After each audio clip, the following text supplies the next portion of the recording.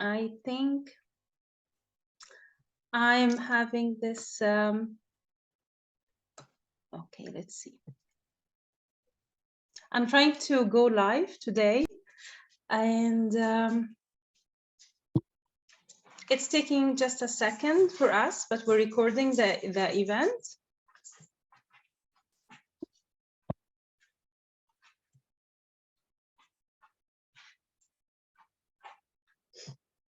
It's taking just a second for us, but we're recording the event. So I'm back to. It's taking just a second for us, but we're recording the event. This is so interesting. I can hear myself twice. This is interesting. I can hear myself. Okay, let's hope this one is better now. Okay, I'm trying to record in the same time going live. I'm honored today to be today with you, to connect and reach out to my friend, and I will say, if you allow me, my teacher and big inspiration, Nora Amin. So Nora Amin have been always a big star and inspiration for not only myself, for a lot of people. And here we are after, I think, maybe years of seeing each other growing and having an adventure in doing art. We are connecting again, and Nora, I'm blessed and honored to have you today, and thank you for accepting the invitation. Thank you for being here today with us. The honor is mine. I'm so happy to talk to you, Yafa, and also to watch you dancing and to see all your journey flourishing. So I'm privileged to talk to you today. Thank you, Nora. Thank you so much. You know, the feeling is the same, and even more because you are seeing me growing means a lot to me, right? And I want to have this chance, if you don't mind, to introduce you to friends all over the world, and my friends here in Canada who doesn't know you, they must get to know you now. So I will say a few words about you, but you please introduce yourself. So I will say that Nora is a dancer and she's a teacher. She's also doing a lot of trauma healing through dance. And you have a very long journey in the theater and workshops all over the world. And you are very into do paths of feminine energy, growing, teaching others and inspiring others how to find themselves. But you especially, you had this big journey. And I know that you have been going through lots of, I will say, an inspiration and also ups and downs to keep going. I know it wasn't easy as well. So do you mind sharing with us a little bit about yourself and what inspired you to keep going? Absolutely. So, well, I started with ballet. I think most of us had to go through the training for classical ballet and then modern dance, contemporary jazz. And my passion was always to try and embody ballady dance. I call it ballady dance in its original language, ballady in Egyptian, meaning my country, my homeland, instead of saying belly dance. So I try to retrieve the Egyptian expression of the dance instead of using the Western label for it. So yeah, but I could never embody my passion because of the rules of society, because even of the hierarchy and the prejudice that exists in the cultural sector towards this form of dance. So it's, yeah, it was time for me after a very long journey of choreographing, directing, dancing, teaching, to try and revisit an old passion. And yeah, and also as a writer, because I produced several books. My last book is about the history of Baladi dance in Egypt and from a feminist perspective. And I'm also trying to analyze the influences, the impact of colonialism, capitalism, and racism on that form of dance, because it had a lot of impact on its transformation, sometimes in a positive way, sometimes in a negative way. So yeah, so here I'm also trying to work intersectionally by writing and also performing. My latest piece is called Rerouting, from roots, and it's about trying to revisit again Baladi dance from a feminist perspective, trying to claim the ownership of our bodies, the sexuality of our expressions, our identities, our histories, and even our trauma and pain. And it was performed very recently, so last month in September in Berlin at Uyun Neudenken, with a fabulous cast of 8 dancers, really diverse culturally. So yeah, I'm trying to work on this specific theme of reclaiming the ownership of the female body, rerouting our expressions in our identity, and also trying to find a way somehow to decolonize the stage. And throughout all those like phases and roads, it has to do also with revisiting trauma and healing through dance. I don't believe that any of us is clear of pain. Yes. So, and I find dancing a very good way to retrieve our emotional memory. Sometimes it's a memory of pain, but dance is capable of transforming it as well. So sometimes we dance the pain, but then we transform it and we create a new memory of the body through the dance. This is beautiful. Thank you so much for sharing. And I have, of course, a lot of questions for you. And one of it is how you actually, continue this battle of continuing doing this amazing dance and continue being in this path while we know it's a little bit hard and challenging. And I think, Nora, you're a little bit frozen at the moment. So I'm going to wait for you to come back. I think this is the internet connections again, but I'll wait for you to try to connect because you're still, my friend, you're still frozen. So I would love to add that Nora, of course, had this big experience in going through paths of the dance and inspiring other females of dancing and being their own selves. And as Nora was saying, to have their own, to own their own bodies and to express what they want to do. And yes, the internet is playing with us again. It's the technology, the magic of technology. Yes. I'm sorry. Don't be. It's the technology that we all like blessed and also suffering from. It's both sides. But I will add another question quickly, Nora. So my question was, we know both of us and most of females who are trying to claim the idea of owning their bodies and expressing themselves, and especially coming from a hard society and community judgmental things, as we all know, not only in the Middle East but all over the world. There is part of the world who doesn't want females to shine, to do what they want to do, to just be beautiful as much as they can. So I want to ask you about the inspiration. Who did inspire you, and how was your battles going through this path? I have lots of sources of inspiration. I can name few of them. So Farida Fahmi was one of the sources of inspiration, as a very close friend of my mother since maybe more than 50 years. So I witnessed as a child also the backstage of the performances of Reda troupe, and also what it means to be a dancer as a hard worker, as a person who is also very intellectual, not only physical.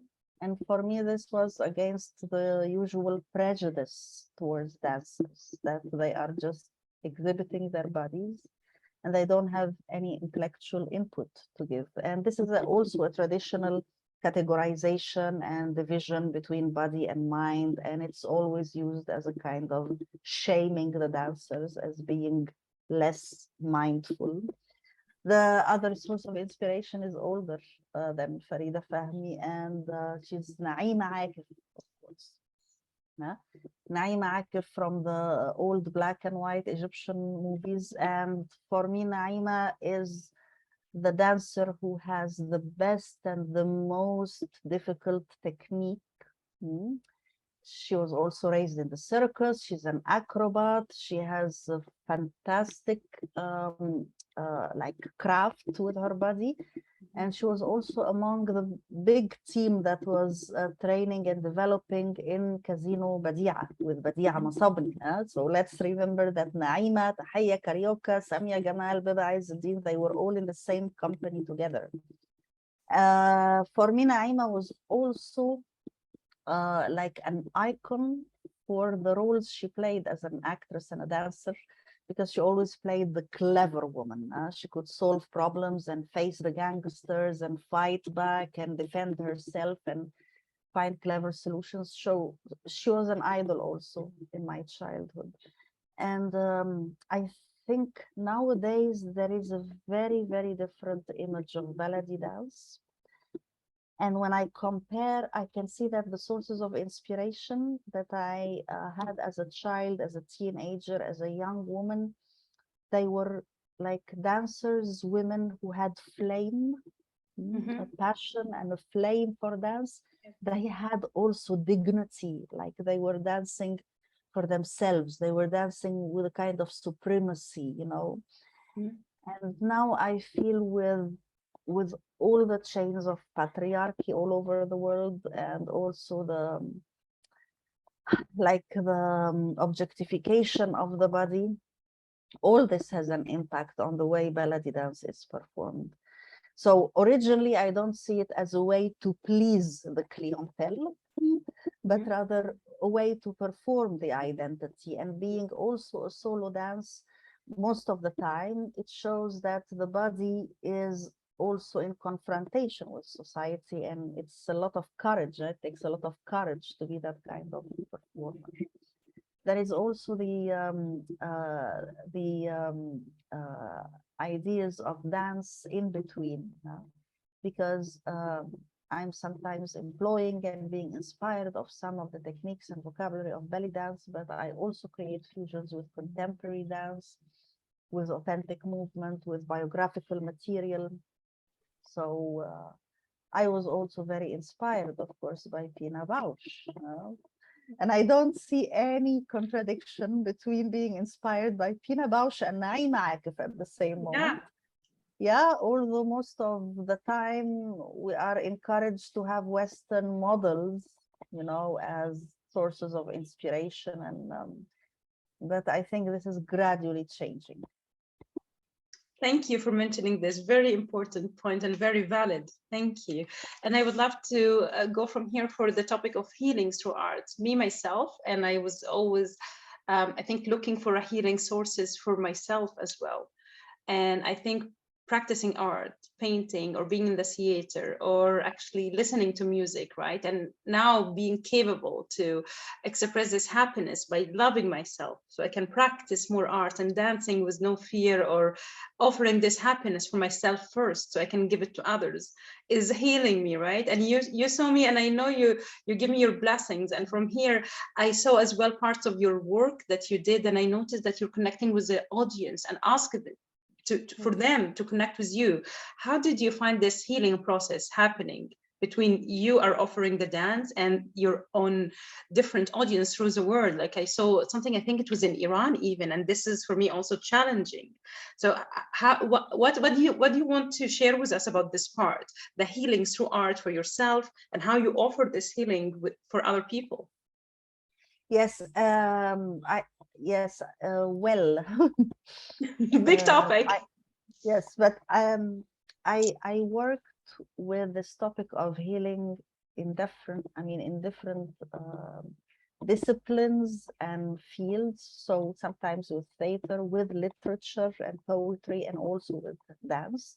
With dance, with choreographed stage dance performances, but also with community dance. A lot of workshops that I created during the last 5 or 6 years, and also trying to blur the borders between community dance and stage dance to bring the community on stage as well. Uh, for me, to work with this, with the form of ballet dance, it triggers also the memories of shaming the body. And I think we live within a lot of prejudice about how the body should look, especially the female body, what is the size of the body, the level of the fitness and ability. So we are surrounded by ableism, by racism, yeah, and also by a kind of culture of beauty that is actually a culture of objectification, and it is not far from the culture of rape. So to work with the triggers that come to us while dancing is one thing, and how to deal with those triggers, how to maybe embrace them and transform while dancing is one way to recognize the power of movement. Because in that case, healing is not an intellectual effort, it is a physical effort, it is a practice, and it is a practice that also demands some courage, because we cannot reach healing without meeting the pain. Otherwise, what are we healing? Yes. So meeting the pain on one hand, and then trying to work with it, work around it, and creating new movements, new languages is almost like replacing the old physical and emotional memory by a new memory. And it is the memory of dance as a celebration, as a recognition of the power of the body, a memory of survival, and of also reclaiming dignity to our histories and our identities. And I feel this is like it's a long process. But for me, when we are performing on stage something in relation to that, it also speaks to the audience, to the spectators, because their bodies also witness what they watch. Here, attending a performance is not an experience of being passive, it's an active experience, because we watch, we interact, we remember, we feel the embodiment also in our bodies, we resonate, and we project also towards each other. And sometimes I'm thinking that when we dance together, whether on stage or in workshops, it is a chance for the women in that context to recognize that each of us is not alone. And that the experiences of pain we have are collective experiences, and they are political experiences. They are not only private or personal or exceptional. Yes. They are collective, political, and they are made for a reason. So each of us is a real survivor and performer of her identity. And to perform also our experiences and to be in our own body is a way to confront the status quo. This is so powerful. Thank you. Yes, I am here, I am dancing, I'm visible. This is so beautiful. So of course, you see, with all this, I know it's in your blood. So you're seeing it, you're talking about it with this power and confidence. And my intention was basically to add the healing power of art, which could be the dance, the music, the painting, the storytelling for our generation, because now we know. So we can actually help others and inspire people and share the light, right? Share what we know now, right?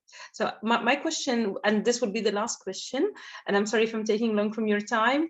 I just want to know, what is your future project to heal more, to share more of this concept? Because of course, you're very special in what you're doing, because you're not only performing in as you said, I'm not doing it for pleasing others. I'm doing it to make these connections.